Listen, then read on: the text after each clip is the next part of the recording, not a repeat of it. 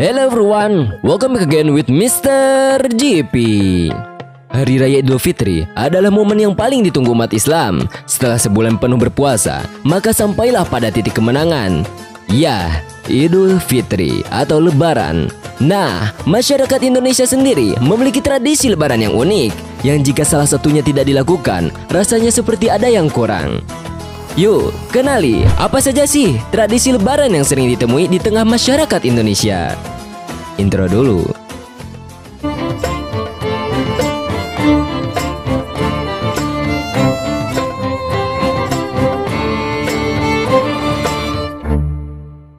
Pertama, beli baju Lebaran. Saat menjelang Lebaran tiba, biasanya masyarakat membeli baju Lebaran. Di hari yang suci dan fitri, rasanya ingin semuanya serba baru. Hati yang lebih bersih, suci, dan diwakilkan dengan pakaian yang juga baru. Maka dari itu ya, momen Lebaran pasti menjadi momen tersibuk di pusat perbelanjaan. Lanjut. Kedua, mudik. Salah satu hal yang dinantikan menjelang Lebaran adalah mudik. Banyak masyarakat di Indonesia yang merantau ke ibu kota, dan karena kesibukannya, mereka tidak bisa terlalu sering pulang ke kampung halamannya. Itulah mengapa Lebaran menjadi momen bagi mereka untuk kembali ke kampung halaman. Dengan mengadakan cuti tahunan, momen pulang kampung ke halaman ini dimanfaatkan untuk bertemu orang tua dan sanak saudara. Maka wajar momen mudik Lebaran menjadi waktu tersibuk di segala jenis transportasi, karena semua orang melakukan perjalanan secara serentak. Setelah terkurung selama 2 tahun oleh pandemi, kabar baiknya ya, di tahun 2022 ini, mudik diperbolehkan loh, bahkan di berbagai transportasi. Wah. Ketiga, halal bihalal.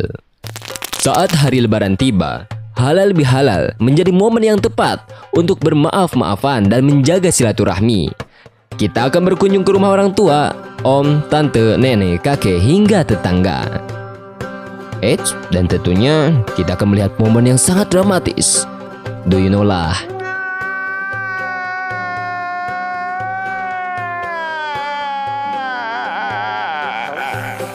4.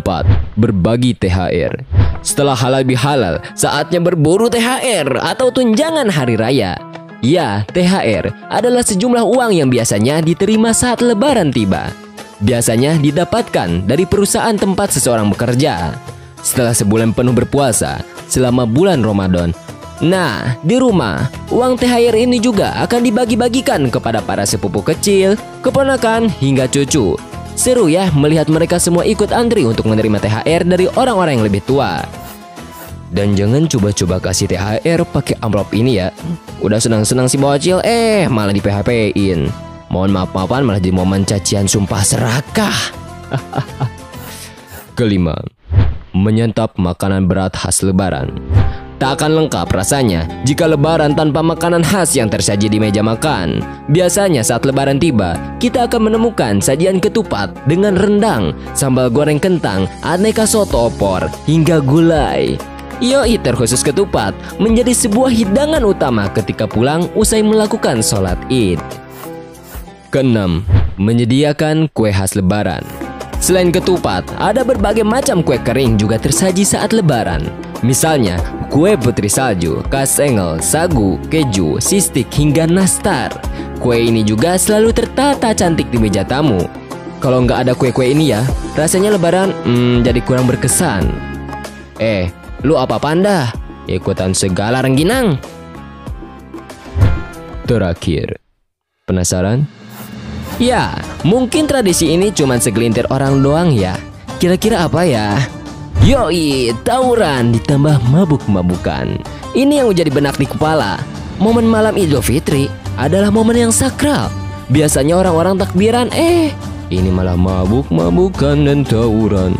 Aneh bukan? Ok. Dan tradisi ini terjadi baik malam Idul Fitri ataupun malam Idul Adha. Anjay, gak habis thinking dah. Nah, itu dia 7 tradisi tiap tahun pada Hari Raya Idul Fitri. Bisa kali ya bagi THR dong. Mungkin cukup sekian pada video kali ini.